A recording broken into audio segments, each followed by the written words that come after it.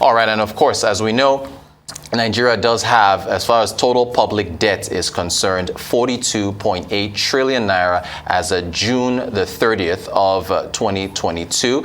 And that does not include the ways and means financing that is coming from the central bank that's been extended to the federal government. So, of course, if we look at some of the 2023 budget projections, you're seeing revenue of 9.7 trillion naira, expenditure of 20.5 trillion, which means the deficit so far, just for the budget, is 10.78 trillion naira. So deficit as a percentage of GDP, you're looking at 4.7%, debt servicing 6.31. And so what the government is looking at is to securitize the ways and means financing, which has amounted to about 20 trillion, and to spread that over the next 4 decades. So that has not been added to total debt. If it is actually added to total debt, Nigeria is looking at about a debt to GDP ratio of about 35%. Now, that, of course, that also doesn't include the debt servicing, which is servicing interest on the debt. Calculations, of course, that figure would rise as well. So with a deficit of 10.78 trillion naira and ways and means financing of about 20 trillion, you're looking at the extra financing, or rather extra debt from the central bank to the federal government at about 2x what the deficit is right now. Arise business analyst Chika Mbonu joins us to discuss further. Chika, good morning to you. Thank you so much for joining us. Morning. Very great to have you, sir. So what do you make of this latest developments now as far as the securitizing the debt is concerned? We're on this again. I mean, you know what's happening. Revenue expenditure is ahead of revenues for Nigeria. With the 8 months result that came out, up to August, we found that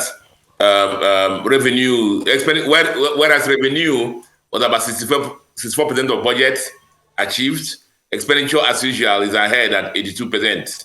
And that's the history of Nigeria. Regularly, you will find that expenditure is always ahead of revenues. And you know what's been happening? As I'm leading you to the ways and means and the securitization, because if you look at the breakdown of the revenue budget achievement for up till August this year, you find that they only achieved the oil or crude oil revenue was achieved only about 27%. And then whereas the non-oil revenue was achieved at 102%. That tells you fundamentally why we're having problems. And then, if you go take it back again, what's the problem? We're not achieving our production volumes, even though the prices are so high. So it's not surprising that is happening.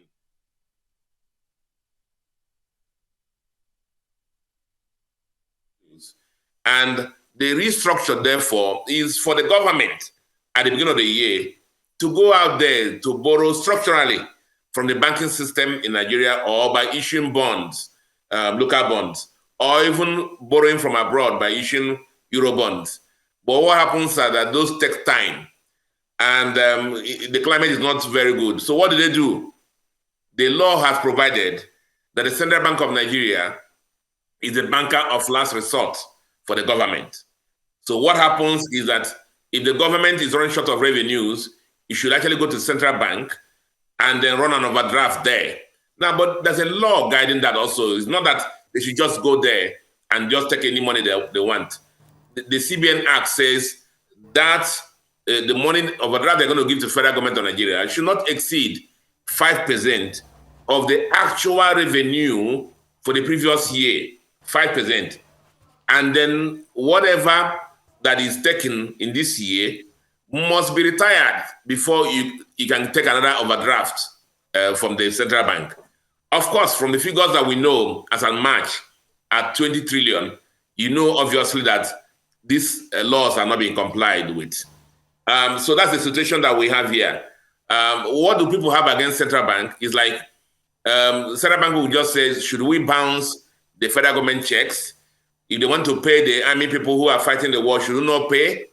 And so they have their own excuse, they have their own reasons, but they don't come out there to talk about it, explain to the citizens of Nigeria why that is happening. It's just like any day the government wants, they just go there and just go and just grab the money and just be spending. That's the impression being given. Now, so the Ways and Means balance as at March is 20 trillion. As at 8 months of August, 8 months August, the deficit for 2022 is already about 5.6, 5.7 trillion. Now, that figure is not even included in the 20 trillion already. So what normally happens is the 20 trillion is in the balance sheet of central bank now, and is not included in the 40 trillion plus 42 trillion, which is the total debt of Nigeria now. If we add that, so you have about 63 trillion for the federal government debt.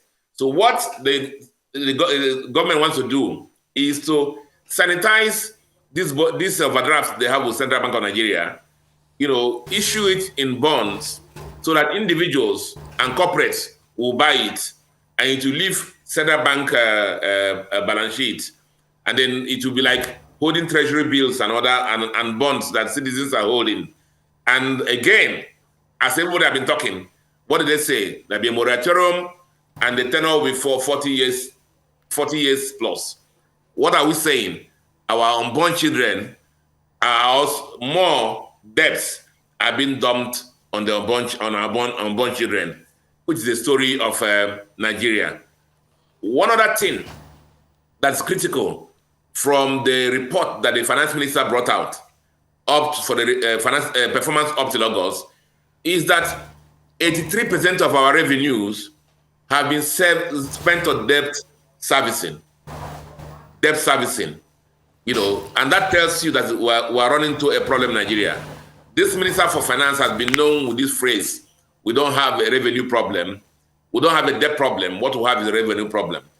And throughout her tenure, she has worked very hard to expand the revenue net, but nothing has been achieved, it appears. And so it is a major issue for us. Additional debt being piled on top of the 43 trillion that we already have. And then if we add a 20 trillion, and probably the one for this year, about up to August, you can know the amount of debt that we're going to be carrying. Arise business analyst Chika Mbono. Chika, thank you so much for your... Okay, we're going to be going actually to the Lekki toll gate to keep up with the events that have been unfolding there. So, okay, let's go back to Chika for a second, because I think we're still having, but we're going to be getting up to date updates on what's been going on there. Chika, we still have you. Okay, Chika, very quickly, sorry, because we've got, of course, it's the 2-year anniversary of the events at the Lekki toll gate, and so, but Chika, what does this mean for the next administration in terms of being able to manage this debt, Chika, quickly if you can? Because it's going to be a problem again. Remember the 2023 budget again, about 11 trillion in deficit. Nowhere you can borrow internationally now because the outside is not favorable. Oil prices are not increasing. Our silver bullet will be if Tompolo succeeds and restores our production up till about 2 million barrels a day, and the oil prices still hold strong at $100 per barrel, then we may have some salvation there. But it's going to be difficult for the new administration. The only way I see forward is, but the opportunity to borrow is going to be limited. The only way I see forward is for them to cut expenditure and introduce some austerity. And then, of course, remove that thing that we all know, which is the subsidy. Arise business analyst Chika Mbono. Chika, thank you so much for taking us through those headlines. We appreciate your insights as always.